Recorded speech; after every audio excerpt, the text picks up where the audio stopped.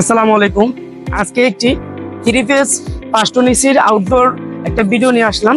যারা নতুন কাজ শিখে বা যারা টেকনিশিয়ান নতুন তাদের জন্য এটা বিশেষ করে ভিডিওটা খুব জরুরি। আমাদের এখানে 3টি ফেজের মাধ্যমে একটি নিউট্রালের মাধ্যমে যে এই আউটডোরটা কন্ট্রোল করা হয়। আমরা তখন ভাবি যে একটি 3 ফেজ লাইন আমরা কিভাবে কাজ করব, কিন্তু এখানে সাধারণভাবে ভাবলে এটা সহজ একটি কাজ। এই 3টি ফেজ দিয়ে আপনার কম্প্রেসরটা চালানো হয়, নিয়ন্ত্রণ করা হয়। আর এখানে সিঙ্গেল ফেজের মাধ্যমে এই 3 ফেজের থেকে সিঙ্গেল ফেজ করে আপনার বুলার ফ্যানটারে রান করা হয়। ঠিক আছে, তা এখানে কি কি আছে? একটি হলো 5 টন কম্প্রেসর, একটি ওয়েল রিসিভার, 2টি বুলার ফ্যান, একটি পিসিবি সার্কিট, একটি ম্যাগনেটিক কন্ডাক্টর আর 2টি বুলার ফ্যানের ক্যাপাসিটার। এই মালামালের মাধ্যমে এসিটি সবসময় নিয়ন্ত্রণ এবং অন অফ করা হয়।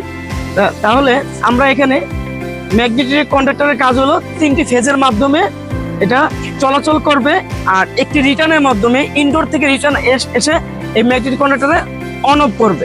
ঠিক আছে, আর পিসিবি সার্কিটে এটা লাইনটা কন্ট্রোল করার জন্য আউটডোরকে পিসিবি সার্কিটকে দেওয়া হয়েছে।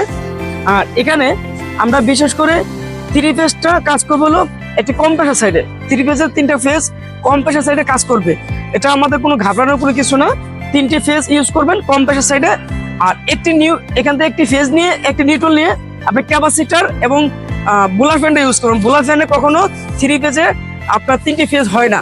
5 টন এসি যে 3 ফেজ ইউজ করা হয় ওখানে বুলার ফ্যান সবসময় সিঙ্গেল ফেজ পাবেন, ওখানে 3 ফেজ পাবেন না।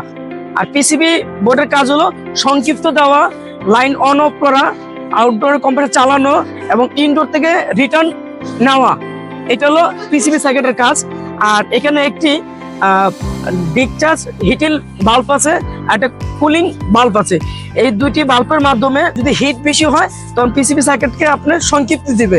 আর সেকশনের যে বাল্বটা আছে কুলিং, ওইটা যদি কোনো কুলিং এর বেশ কম হয় ওইটা আপনি আপনাকে পিসিবি সার্কিটের একটা সংক্ষিপ্ত দিবে।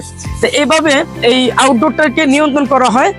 আমরা সবসময় আমরা নতুন টেকনিশিয়ান বাইরে চিন্তা করি যে ভাই এখানে 3 ফেজ লাইন আমরা কিভাবে কাজ করবো। না, এখানে চিন্তা করার কিছু নাই, এটা সংক্ষিপ্ত।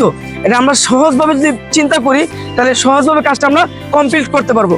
আর ইনডোর থেকে 3টি ফেজ আসবে, একটি নিউট্রাল আসবে আর 2টি তার আসবে।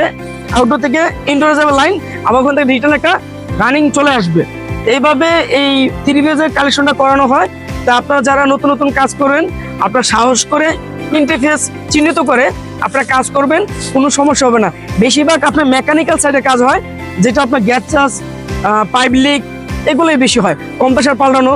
কিন্তু চিন্তা করে কিছু নেই, আপনারা সাহসের কাজ ধরবেন বা আপনাদের সিনিয়র টেকনিশিয়ানের সাথে যোগাযোগ করবেন, তারপরে কাজগুলো আপনি উঠাতে পারবেন, আস্তে আস্তে কাজ শিখতে পারবেন।